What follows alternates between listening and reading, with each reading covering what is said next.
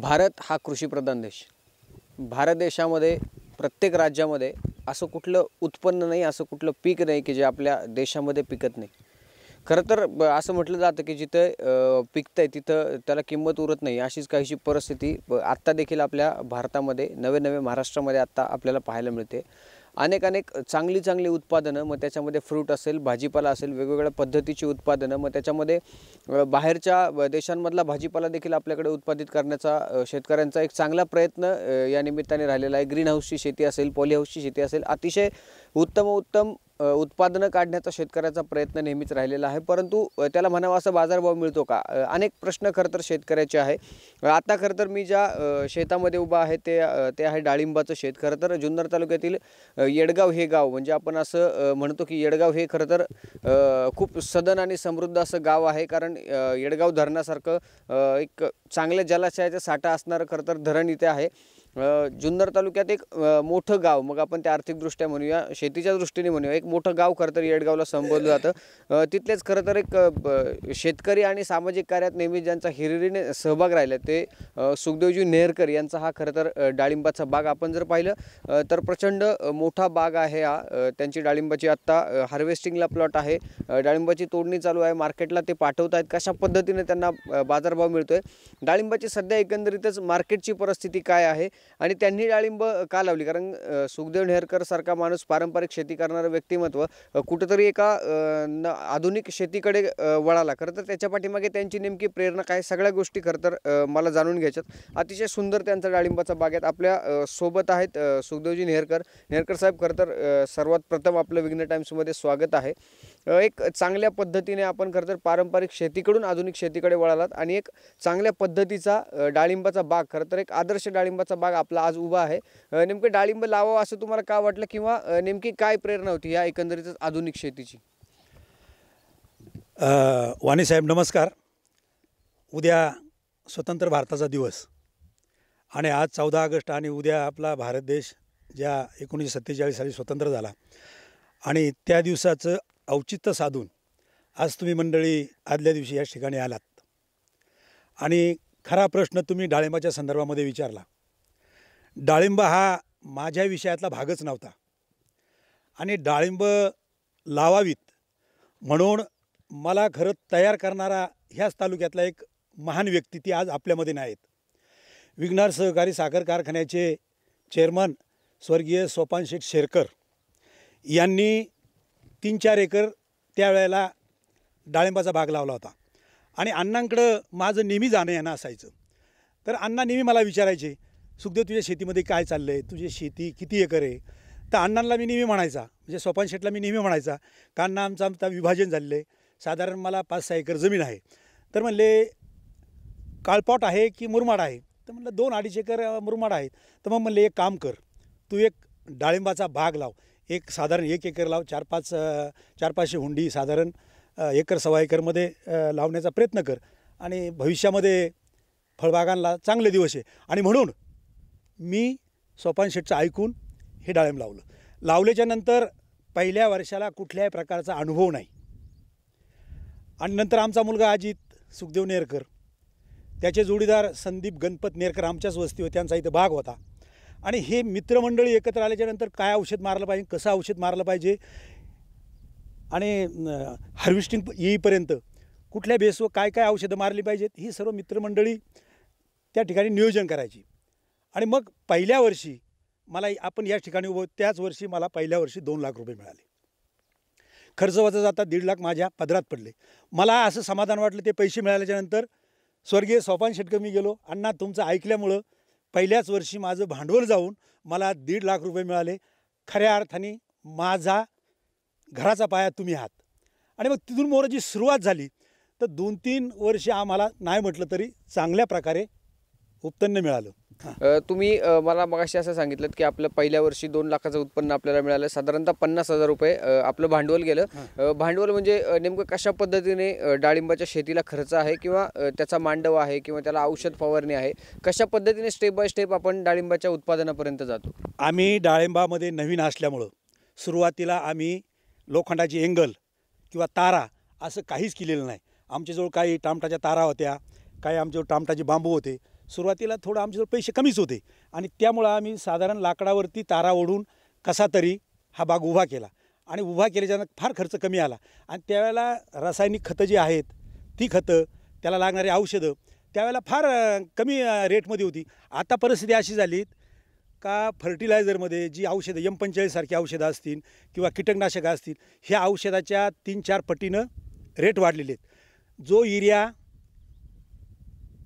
80 रुपयाला होता तो आज 320 रुपयापर्यंत गेलेला आहे आणि ह्या 4-5 वर्षामध्ये. आणि मग परिस्थिती अशी झाली की हे परवडतच नाही आता आणि परवडणार न म्हणण्यापेक्षा महाराष्ट्र शासनाने किंवा केंद्र सरकारने याची निर्यात आयात ही जर चालू ठेवली असती तर शेतकऱ्याला थोडंफार काहीतरी बरं झालं असतं. परंतु पार्लमेंटमध्ये मोदी सरकार आहे, महाराष्ट्रामध्ये देवेंद्र सरकार आहे. ह्या दोन्ही सरकाराचं शेतकऱ्यांवर अजिबात लक्ष नाही. असं म्हटलं तरी काही वावगं होणार नाही. आता जो तुम्ही सांगता की डाळिंबाला मार्केट कमी आहे किंवा त्याला बाजारभाव कमी आहे, साधारणतः आत्ता डाळिंबाला बाजारभाव काय आहे आणि किती बाजारभाव असल्यानंतर डाळिंबाची शेती करणं परवडते? आज डाळिंबाला 300-350 ग्रॅमचं जे आमच्या इथं डाळिंब आहे ह्या डाळिंबाला आम्ही जर 100-150 क्रेड जर राहता मार्केटला जर नेलं तर त्याच्यामध्ये ग्रेडिंग केली जाते आणि त्या ग्रेडिंगमध्ये 100 क्रेडमध्ये जास्तीत जास्त 1 नंबरचं डाळिंब ते 20 ते 22 क्रेड काढतात. त्याच्यानंतर दुसऱ्या टप्प्यामध्ये एक साधारण त्याच्यामध्ये काही काढतात, तिसऱ्या टप्प्यामध्ये 30-40 काढतात आणि चौथ्या टप्प्यामध्ये जे काढतात ते राहिलं काढतात. मग तुम्ही सांगा एक टप्प्यामध्ये जर ते 1000 रुपयाला क्रेड जात असेल, दुसऱ्या टप्प्यामध्ये ते जर 600 रुपयाला क्रेड जात असेल, तिसऱ्या टप्प्यामध्ये ते 550 रुपयाला जात असेल आणि चौथ्या टप्प्यामध्ये जर 300-350 रुपयाला जर जात असेल तर तुम्ही त्याची पत्रकार म्हणून याचं संशोधन करा. आम्ही तर केलेलंच आहे, तुमच्यासमोर व्यथा मांडलेल्याच आहेत. तर हे कसं परवडण्याजोगं आहे? आता तर आमच्या डोक्यात एक काय हे हार्वेस्टिंग आता आलेलं आहे, एक तोडा केलेला आहे, त्याला पाठवला. आता तर आम्हाला असं वाटतं ह्या मोदी सरकारला आणि ह्या देवेंद्र फडणवीस सरकारला कंटाळून ही झाडं काढावं की काय असं वाटायला लागले. बरं, डाळिंब काढावं, द्राक्ष लावा तीच परिस्थिती, ऊस काढावा परत ऊस लावा तीच परिस्थिती, तरकारी करावा तीच परिस्थिती, टमाटो लावा तीच परिस्थिती. म्हणजे ही परिस्थिती निर्माण झाली. आता आपला हा जो डाळिंबाचा बाग आहे साधारणतः हे जे झाड आहे किती दिवसात त्याला फळे यायला सुरुवात होते आणि एका झाडाला साधारणतः त्याचा जो टाईम पिरियड आहे डाळिंबाचा त्याच्यामध्ये किती उत्पन्न आपल्याला एका झाडातून मिळू शकतं? साधारण आपण झाड लावल्याच्या नंतर त्या झाडामध्ये स्टोरेज साठवण्यासाठी कमीत कमी 2 वर्ष त्या झाडाचं संगोपन केलं पाहिजे. त्यावेळेला आपला खर्च होतो आणि 2 वर्षानंतर आपण जी खरड छाटणी म्हणतो, मग ती ऑक्टोबरची एक असते आणि जानेवारीची एक असते. त्यावेळेला साधारण एका झाडाला 70-80 झाडं जरी फळ जरी त्या ठिकाणी तयार झालं आणि जर साधारण पर के-जी 55-60 रुपये मिनिमम, म्हणजे कमीत कमी 55 रुपयाच्या वर जर पैसे जर एका किलोला मिळाले तर सर्वसाधारण आपले कष्ट, आपला खताची मात्रा आणि हे जो खर्च आहे बाहेरचा तो जाऊन कसे तरी 2 पैसे आपल्याला मिळतील. परंतु मागच्या वेळेला 2 महिन्यापूर्वी 110 रुपये किलो होतं तरी लोकांना परवडलं नाही आणि 2 महिन्यातच काय झालं, यांनी का निर्यात बंद केली हेच आमच्या लक्षात येत नाही. तेव्हा आम्हाला असं वाटायला लागलं याच्यापूर्वी भारत स्वतंत्र झाला, आता हे 70 वर्ष झालं, परंतु शेतकऱ्यांची परिस्थिती अशी कधीच नव्हती आणि हे लोक शेतकऱ्याकडे काही बघतच नाही. त्याच्यामुळं आजचे दिन आमच्या दृष्टीनं हे फार चुकीचं आहे आणि देवेंद्र फडणवीस सरकार आणि मोदी सरकारला हे तरुण, हे आबालवृद्ध, हे शेतकरी माणसं 2019ला धडा शिकवल्याशिवाय राहणार नाही, कारण यांचं शेतकऱ्यावर लक्षच नाही. नक्कीच. खरं तर शेतकऱ्यांचा जो सगळा आक्रोश आहे तो सरकारच्या प्रती आपल्याला पाहायला मिळतो की सरकारची जी चुकीची धोरणं आहेत त्याच्यामुळे शेतकऱ्याला शेती करणं परवडत नाही आहे. एकीकडे एक्सपोर्टसारखा जो भाग आहे म्हणजे अत्याधुनिक पद्धतीने पिकवलेल्या ज्या फळबागा आहेत त्याचं फळांचं जे एक्सपोर्टिंग आहे ते देखील सरकारने बंद केल्यामुळे शेतकऱ्याला त्याचा देखील मोठ्या प्रमाणावरती फटका सहन करावा लागतोय. खरं तर जेव्हा पूर्वी आपण डाळिंबाचं उत्पादन घेत होतो किंवा पूर्वी जेव्हा फळबागांची उत्पादन आपल्याकडे होत होती, जेव्हा द्राक्षाचं उत्पादन मोठ्या प्रमाणावरती व्हायचं आपल्याकडे, तेव्हा एक्सपोर्ट ही जी पद्धत होती ती आपल्यापर्यंत आलेली नव्हती किंवा तेव्हा आपला म्हणावा एवढा माल एक्सपोर्ट होत नव्हता, तरी देखील शेतकऱ्याला त्यावेळेस शेती परवडत होती. परंतु आता मात्र शेतकरी एक्सपोर्टच्या नावाने बोंबा मारतोय. नेमका काय फरक झाला आहे की तेव्हा एक्सपोर्ट नसतानाही शेती परवडत होती आणि आता एक्सपोर्टच्या नावाने आपण बोंबा मारतोय? एक्सपोर्टच्या नावाने आपण बोंबा मारतच नाही. त्यावेळेला परिस्थिती होती आपल्या भारत देशामध्ये जी काय मार्केट होती त्यावेळेला त्या मार्केटमध्ये माल गेल्याच्यानंतर तो चढ्या भावाने जात होता, परंतु तो माल कुठं जात होता? तो परदेशातच जात होता. आणि परदेशात जाण्याचा यांनी मार्ग बंद केलेला आहे. हे दुःख आहे खरं. आता ते बोलत नाहीत. आता एवढे मोर्चे झाले, हे झाले शेतकऱ्यांच्याबद्दल, हे बोलतच नाहीत. यांना शेतकऱ्याबद्दल काही म्हणजे शेतकरी मेला तरी चालेल. यांना मुळात माझ्या तर डोक्यात असं आलं ह्या मोदी सरकारला आणि फडणवीस सरकारला शेतकऱ्यांची शेती त्यांच्या ताब्यात घ्यायची का काय, असं आम्हाला शंका यायला लागली. याच्यापूर्वी 70 वर्षामध्ये असं कधी घडलंच नाही. आणि त्यावेळेला औषधं होतीच ना, आजही ती औषधं लागतात ना. आता हवामान खात्याचा जर तुम्ही विचार करा, मीडियाच्या माध्यमातून बघतात, हवामान खाते काय चांगल्या पद्धतीनं काम करते अशातला काही भाग नाही. आणि जे औषधाच्या कंपन्या आहेत ते काय फळझाडांना जे औषधं लागतात त्याच्यावर सरकारचा अंकुश नाही. म्हणजे का कुणाचंही काही बिघडलं तरी ते शेतकऱ्यावरतीच येतं असं म्हणायचं या निमित्त. खरं आहे, ते शेतकऱ्यावरतीच येते. तुम्हाला सांगतो, ज्या वेळेला एक कंपनी आहे त्या कंपनीमध्ये ड्रॉइंग पाठवलं जातं, त्या ड्रॉइंगवर प्रमाणे एक डाई बनवली जाते, त्याचा शॅम्पल काढला जातो आणि शॅम्पल काढल्याच्यानंतर तो कंपनीला पाठवला जातो आणि त्या कंपनीला पाठवल्याच्यानंतर त्याचा इन्स्पेक्शन रिपोर्ट त्या कंपनीला जातो आणि इन्स्पेक्शन रिपोर्ट त्या शॅम्पलचा जर तयार झाला तर ओके म्हणून ऑर्डर काढतात आणि प्रोडक्शन चालू करतात. तशी इथं परिस्थिती नाही आहे. आज खता औषधाच्या ज्या कंपन्या आहेत ना, कुठल्याच प्रकारचा रिझल्ट नाही. दारोदारी ही मंडळी फिरतात. माझं काय म्हणणं आहे, सर्व गावठी भाषेमध्ये सांगायचं, एखाद्या फरसांचं दुकान एका गल्लीमध्ये जर असेल आणि तुमचं फरसांचं दुकान पार रोडला आहे पण त्याला क्वालिटीच जर नाही तर माणूस कुठं जाईल? त्या गल्लीमध्ये जाईल. मग तुमच्या कंपनीची औषधं असतील किंवा खतं असतील, जर ही क्वालिटी बाद जर असतील तर लोक तुमच्याकडे येतील ना. नक्कीच. खरं तर आता शेतकऱ्याची एवढ्या सगळ्या व्यथा तुम्ही सांगता, शेतकऱ्याला प्रत्येक समस्येला तोंड द्यावं लागते. मार्केटिंग असेल, व्यापार असेल किंवा औषधं खरेदी असेल, फर्टिलायझर असेल किंवा शेतीची मशागत असेल किंवा जे काही शेतीसाठी लागणाऱ्या प्रत्येक उद्योगासाठी जर शेतकऱ्याला एवढं संघर्ष करावा लागतोय. आता तुम्ही सांगताय की डाळिंबाचा बाग आता जर मार्केट जर वाढलं नाही तर तुम्हाला काढून टाकावं की काय डाळिंब, अशी एक परिस्थिती तुमच्यावर आलेली आहे. नेमकं काय व्हायला पाहिजे? टमाटोचे इथं काय अधिकारी येतात, त्या ठिकाणी मिटिंग घेतात, पण मंडळी द्राक्ष पिकवणार आहेत. आता ह्याच आमच्या गावामध्ये बाबाजी नेरकरसारखा माणूस असेल, ह्या मंडळीने द्राक्ष पिकवलेली आहेत आणि हे टमाटाचे मिटिंग घेतात. जी माणसं द्राक्ष पिकवतात त्यांना हे टमाटाचं काय म्हणजे फार किरकोळ आहे. पण आज परिस्थिती अशी आहे की त्या मंडळींनीसुद्धा द्राक्ष काढली होती बाजार नसल्यामुळं आणि आता परत लावलेली आहेत. आणि आम्हाला असं सुद्धा वाटतं का डाळिंब आपण 5-6 वर्ष ठेवले, आज काढावं की काय. ह्या सरकारची जर धोरणं बरोबर जर नसतील तर आम्हाला डाळिंब काढल्याशिवाय पर्याय नाही. आणि मग काय, आम्हालाही पण रस्त्यावर उतरावं लागेल. आता आम्हालासुद्धा रस्त्यावर उतरावं लागेल. आमच्या घरात आम्ही मीठ भाकर खातो ना, जर आमच्यावर ह्या मोदी सरकारने आणि देवेंद्र फडणवीसने जर अन्याय केला तर घरातही आम्हाला मिरची भाकर खायची आणि आतमध्ये टाकलं तर तिथं ते खायचे.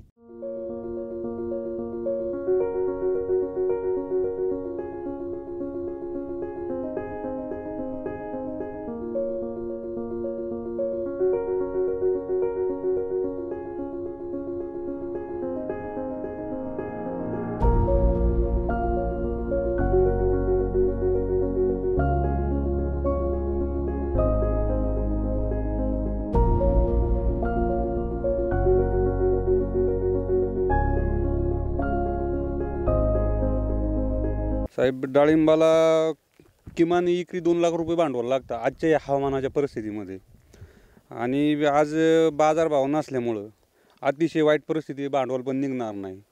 आणि आज एवढे झाडं जर बनवली आणि आपण जर निर्णय घेतला झाडं जर काढायचं ठरवलं, ते पण योग्य होत नाही. कुठंतरी सातत्य ठेवलं पाहिजे. पण दुसरी गोष्ट अशी की याला एक्सपोर्ट जर झालं, एक्सपोर्टचं धोरण जर चांगलं जर असेल तरच हे ठेवण्यामध्ये योग्यता आहे, अन्यथा याचा काही फायदा नाही. आज बरेच शेतकरी व्हॉट्सअपच्या माध्यमातून, मीडियाच्या माध्यमातून तळतळीने कुऱ्हाड घेऊन डाळिंब तोडण्याचा प्रयत्न करतात. व्हिडिओ व्हायरल होतात किंवा फोटोज व्हायरल होतात. याची कारणं एकमेव अशी का शेतकऱ्यांना बाजारभाव भेटत नाही. आणि शेतकऱ्यांनी एवढे जर कष्ट जर केले, बाजारभाव भेटला नाही तर ते साहजिक आहे. आज परिस्थिती अशी, किमान डाळिंब छाटणीनंतर ते हार्वेस्टिंगपर्यंत 8-9 महिन्याचा कालावधी जातो. याच्यात याला किमान खर्च 2 लाख रुपये आणि त्याच्यात जर बाजारभाव भेटले नाही तर शेतकरी हा उद्ध्वस्त होत चाललेला आहे. शासनाचं धोरण योग्य नाही.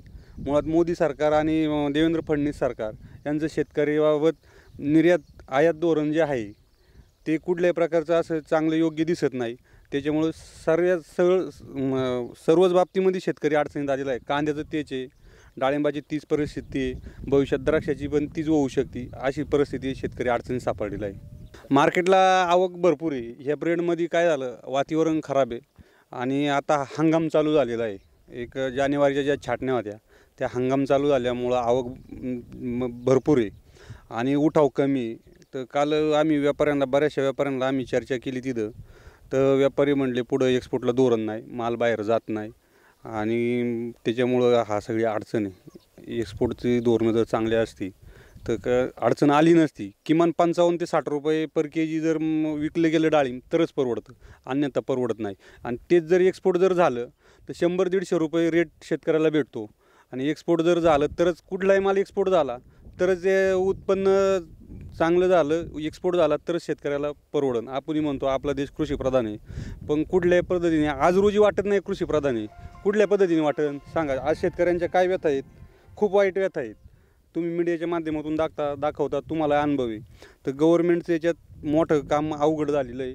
कुठल्याही प्रकारचं धोरण राहिलेलं नाही. आज मोदी सरकार किंवा मोदी साहेब स्वतः एवढे परदेशी दौरे करतात. प्रत्येक एक तासाला त्यांनी कोट बदली करून एक तासाला दौरे आहेत त्यांचे. किती खर्च होतो त्यांचा? आज कुणी याचा विचार केला आहे का? नाही केला. आज त्यांच्यापर्यंत ह्या बातम्या जात नाही का? मेरी मन की बात, मोदी साहेब, मन की बात आता मोदी साहेबांची कुठं गेली? दिसते की मोदी साहेबांना. मोदी साहेबांनी याच्यावर विचार केला पाहिजे. देवेंद्र फडणवीस साहेबांनी याच्यावर यांनी सरकारला गाजरं दाखवलेली आहेत. धोरण कांद्याच्या बाबतीत आज तीच व्यथा आहेत. अक्षरशः बराख्या सडायला लागलेल्या आहेत. कांद्याला बाजार नाही. शेतकऱ्यांना जी अपेक्षा होती, उत्पादित खर्च जो आहे तो पण निघत नाही. याच्यावरती काय केलं पाहिजे? याच्यावरती आता शेतकरी एवढा पेटून उठला आहे, पण शेतकऱ्याला दाबलं जाते. शेतकऱ्याला पर्याय नाही. शेतकऱ्यांनी शेती करावी की नाही करावी असा प्रश्न निर्माण झालेला आहे. आणि व्हायला पाहिजे तुमच्या आता नेमकी अपेक्षा काय? धोरणाचा जे आज म्हटलं जाते का शेतकरी 70 वर्षापासून म्हटलं जाते का शेतकरी हा कृषीप्रधान. 70 वर्षात जे झालं नाही शेतकऱ्यांच्या बाबतीत ते या 3-3.5-4 वर्षामध्ये आज शेतकऱ्यांची एवढी वाईट अवस्था झालेली आहे. याला सर्वस्वी धोरणं जबाबदार आहेत. गव्हर्नमेंटची जी किंवा शासनाची सरकारची जी धोरणं असतात ती चांगली पाहिजेत. समजा साखर आहे, आज साखर आयात केली गेली पाकिस्तानवरून, ती आयात केली नसती, आपली साखर एक्सपोर्ट केली असती तर कारखान्याला बाजार देता आले असते. किंवा डाळिंबी आज एक्सपोर्ट करता आला. डीजे सारख्याला आम्ही 15 दिवसापूर्वी 70 रुपयांनी माल दिलेला आहे. आज डीजेनी माल बंद केला, बाहेर मागणी नाही, बंद केलं. त्याच्यामुळं शेतकरी अडचणीत आहे. डीजे सारख्यांनी जर एक्सपोर्ट चालू ठेवलं असतं किंवा डीजे सारखे अजून बरेच एक्सपोर्ट कंपनी आहेत, त्यांनी माल जर उठाव केला असता किंवा माल भरला असता तर निश्चित शेतकऱ्यांना ही वेळ आली नसती. त्याच्यामुळे ही वाईट परिस्थिती आहे. सरकारचं धोरण बरोबर नाही याच्यात.